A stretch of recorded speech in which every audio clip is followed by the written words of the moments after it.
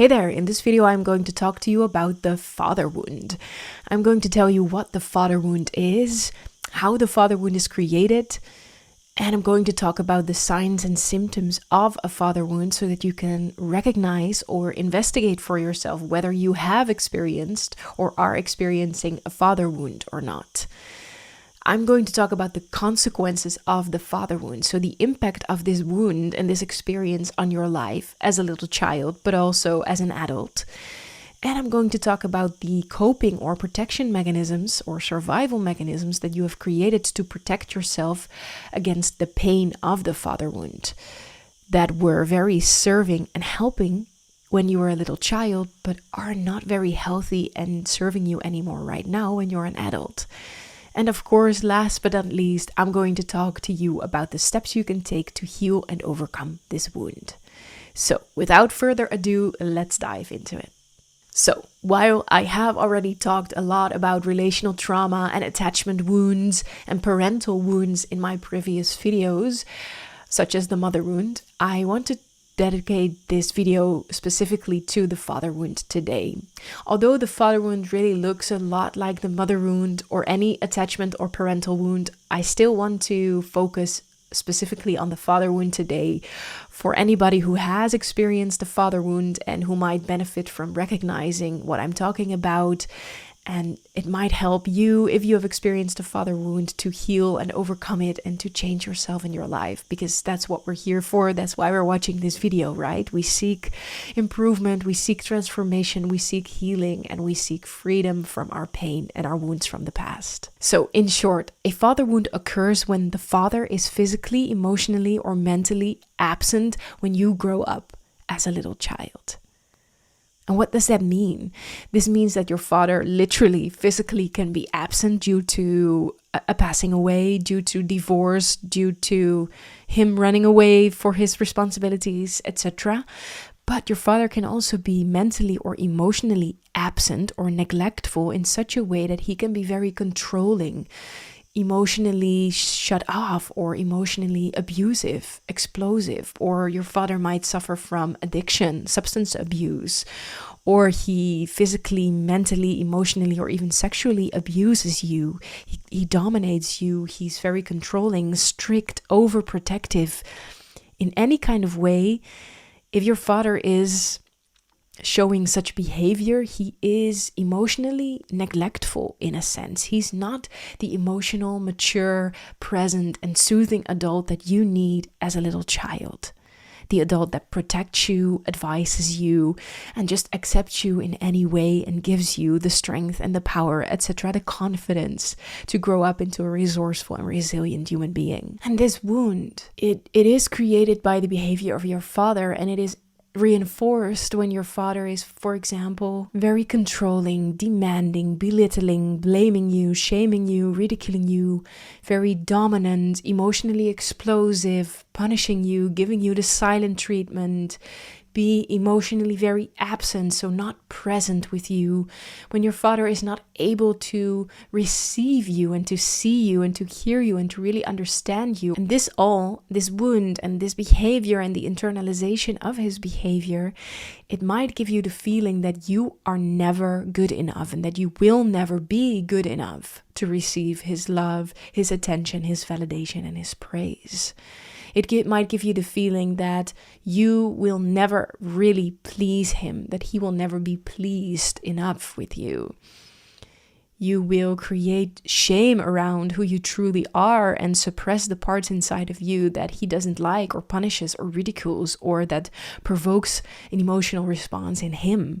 So you start to suppress parts of your authentic self to stay safe and to stay connected to him. Your father might be belittling, using harsh disciplinary punishments, or just overall isn't capable to emotionally stay present with you and to see you and give you what you need as a little child, which is safety, attunement, praise, recognition, healthy mirroring, healthy feedback, protection, advice, developing confidence in yourself and in your own truth and in your wisdom, and daring to trust the truth that is living inside of you, etc. And this behavior of your father could also cause you to feel enormously guilty for who you truly are. For example, you could feel as if you are too much, or nobody really cares about you, or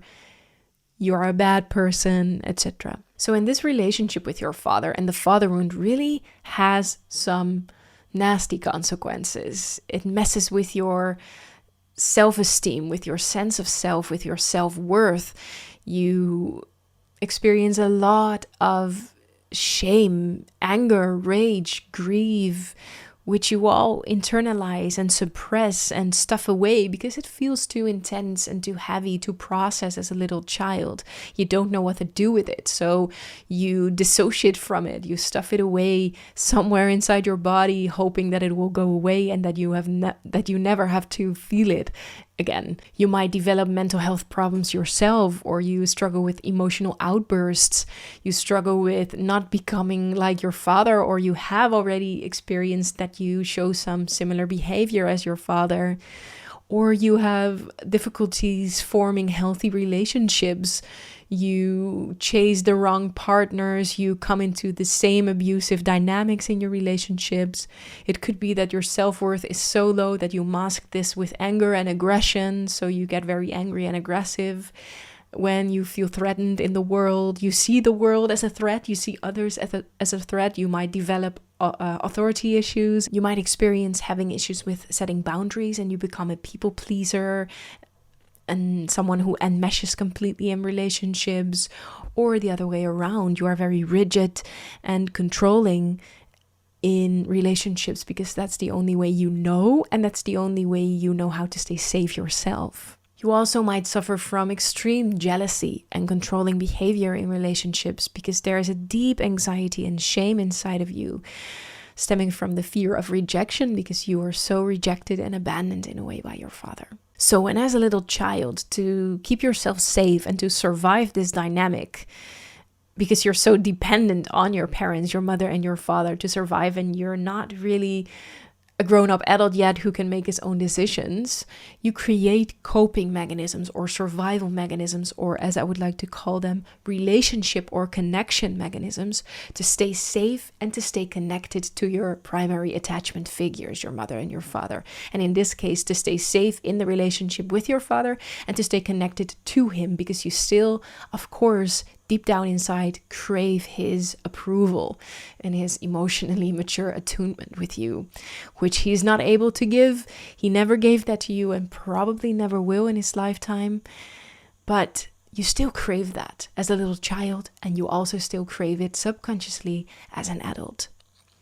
And these coping mechanisms, these protection or survival mechanisms, these relationship mechanisms, you create this as a little child to stay safe in relationships, but you take them with you into adulthood, and they are still with you here today.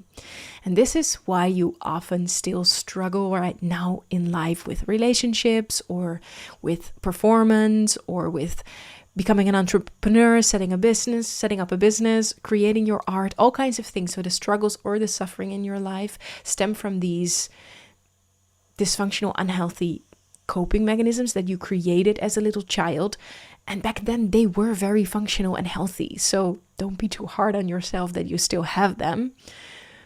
But up until today, you carry them with you. They did not emotionally mature and grow up with you, and they are still here to protect you from the buried pain and emotions from your past. And these coping mechanisms might be perfectionism, people-pleasing, aggression, anger, domination, control, having no boundaries, having very rigid, controlling boundaries, trying to control the world by domination, trying to submit yourself by pleasing and making yourself small, holding back, don't speak your truth, or speak your truth all the time, getting very defensive. You could also use tactics like shaming and blaming, like the behavior you saw in your father, and use those same tactics in your relationships or at work or just in general in life to keep yourself safe, right? So you could repeat the behavior of your father, or you could have created behavior that is completely the opposite of your father to stay safe in his relationship and to suppress the parts inside of you that look like him. And next to these coping or survival mechanisms, you also create an attachment style. That is the way you learn how to attach and relate to others and to yourself and to the world through the upbringing of your mother and your father. So if that was a healthy, happy dynamic, you probably will work out just fine, and you probably have a good sense of self, a good sense of self-worth. You have boundaries, you dare to express your needs, you communicate your emotions, you're very in touch and in tune with yourself, who you are and your truth, and etc. But if that is not the case, and in this case, if you have a father wound, it could be that you created an attachment style that is not very healthy, or I would say that is not serving you in your relationships, because it's not really like healthy or unhealthy or good or bad, but just an unsafe attachment style, I would say.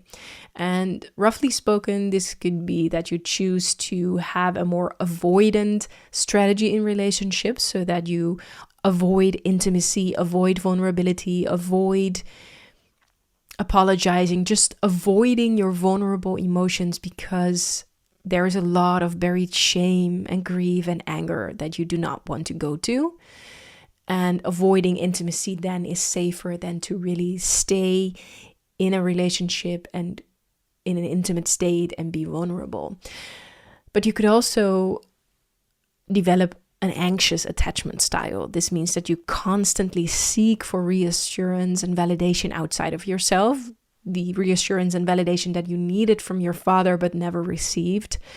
So you anxiously seek that outside in the world and really believe that you can only find it in the outside world somewhere, and that it's not found inside of you. So you completely enmesh when you're in relationships. You're a pleaser, you submit yourself, you conform, you adapt, you have no boundaries, and you are very insecure and you need reassurance constantly. And of course, this differs per relationship, and it's not that black and white, but probably you have some tools now to recognize if you have a father wound, what your relationship with your father was, how that impacted you, and how you can recognize the consequences of this wound in your daily life right now, and in your relationships and in your performance overall as a human being. I wanted to say, but like, your performance is not the right word, but maybe just your general well-being as a human being, and just the way you go through life, and the sense of self you have, the level of self-worth you have, the confidence, etc. Then last but not least, the most important question: how do you heal and overcome a father wound? And the first step to heal this wound is to become aware of the father wound inside of you, to become aware of the impact that the behavior of your father has had on you as a little child. So it really starts with recognizing this wound and this pain inside of you. And I really disconnect that from blame, seeing your father as a bad person, etc. If you watch any of my other videos, you will always see that I always take our society, our cultural, religious conditioning, our patriarchal conditioning, capitalism, colonialism, and overall just the toxic masculinity into account. So this is definitely a collective issue, which I'm working on every day. But for now, in your individual healing journey, it's important to recognize this wound inside of you, to accept it and to acknowledge it. The next step is to learn to love yourself completely. And if that is too hard, you can start with radically accepting yourself. Like, who you are right now is just what it is. This is the reality. And if that is the reality, how can I work from that from today on? How can I start to slowly have more compassion for myself? Not hate myself anymore, but be okay with myself, become my friend, become my lover in the end, of course. And this really means visualizing this child from the past that is still hurting inside of you and giving it what it needs: reassurance, validation, acceptance. Stopping with desperately trying to seek the love that you never received outside of you, and start to give it yourself. And you can write down, what does it look like when I do that? When I give the love I so desperately seek outside of myself towards myself.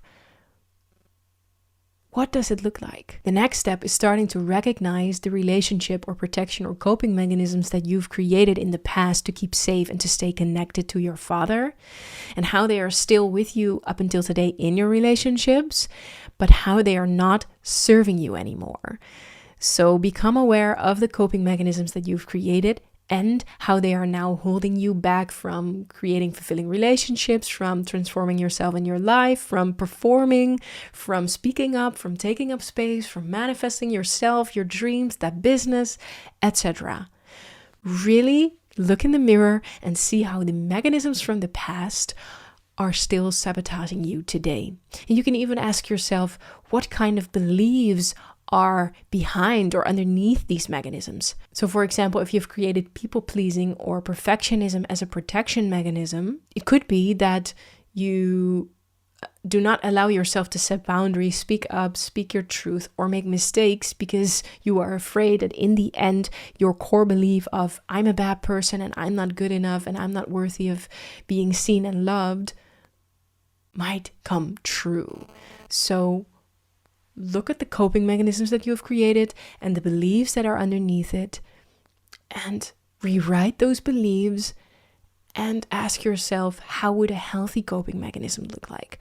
How would a healthy father help me and guide me through overcoming this old unhealthy coping mechanism and create a new and better one? How can I help myself support myself? And the next step would be to do some shadow work. This means that where are you still subconsciously trying to get your needs met from your past? What kind of emotional manipulation tactics have you created to get your needs met, covertly or overtly, through others? So this really asks of you to become very honest and integer and truthful towards yourself and others. Where are you still showing manipulative behavior to get your needs met that were never met by your father? What I mean by that is that you can use domination, control, and your power that you have in a relationship with someone, for example, as a leader, a boss, a manager, a partner, or someone who has more money, to make the other do what you want them to do because you are very jealous or anxious or afraid of losing control. But also the other way around. If you are a pleaser, someone who adapts, someone who has no boundaries, someone who always tries to be the nice guy or the nice girl, it's also emotionally manipulative to please and not speak your truth. So where do you not speak your truth? Where do you not set boundaries because you want to be perceived as the nice one, the nice guy, the good person? In the end, intentionally, yes, it's good. They're good intentions, but it is also manipulative and controlling behavior to please, to be nice, to never have boundaries, to never say no, etc. So both these dynamics have their shadows, and healing and overcoming these dynamics and breaking the traumatic cycles that we're all in collectively and individually asks of us to become very honest with ourselves and to change that behavior. Then a very important step is to create more emotional tolerance around the triggers from your past. That means that you become aware of what are your biggest triggers. So what are the situations or people or certain kind of vibes that really trigger the past pain and hurt and your trauma and this wound, this father wound from the past inside of you. When is this wound activated the most? Start to recognize it and sit with the pain, the grief, and the anger. Express it. You can do that, as I said, with my exercises on my platform. For example, the somatic body exercises, but also writing exercises to process the emotions from the past. And then to create more emotional tolerance. When you allow these emotions more in your life, you can create more emotional tolerance, right? If we continuously try to suppress them, we do not have a lot of emotional tolerance. But if we allow them to be there and to come up and to take over our body, and if we start to recognize how they feel inside our body, we can just breathe through them, understand them, give them what they need, and create more tolerance to just experience them, but to not act upon them immediately. So this really helps you to create a pause between stimulus and response, right? So emotional processing through somatic work, journaling, working with a therapist, I also do this in my one-on-one sessions, can help you to process the pain from the past and to create emotional tolerance, to create a pause between stimulus and response. And the last step then is to rebuild trust and a sense of safety inside of you. Because when you are able to have enough emotional tolerance for the triggers and the pain from the past and start to recognize it more and more and more and more and become aware of how it feels in your body, how you normally responded to it, you can create this pause. And in this pause, you can create new and better responses. You can choose to not self-abandon anymore. You can choose to not show the same behavior as your father anymore. You can choose to create a pause and consciously create new behavior. And by creating new behavior, you will experience different results in your life. And that is the most healing thing there is. And that is how you overcome any wound that you have, by experiencing the opposite of what caused the pain in the first place, by experiencing different reactions, results, by you finally experiencing a new reality instead of running circles in this old reality, in this old dysfunctional cycle that you were in. And that is how you truly create change.